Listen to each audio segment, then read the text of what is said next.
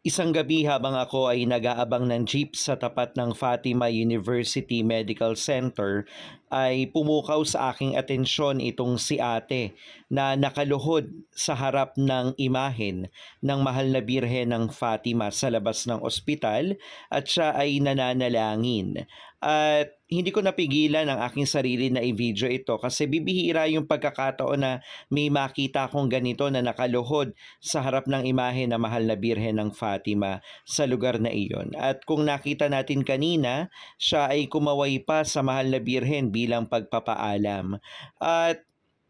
habang siya ay pinagmamasdan ko, sinabi ko na, "Mahal na ina, ipanalangin mo po si ate, anuman ang kanyang kahilingan ay ibulong niyo po sa inyong anak na si Jesus at kung naayon sa kalooban ng iyong anak ay mabigyan ng katuparan."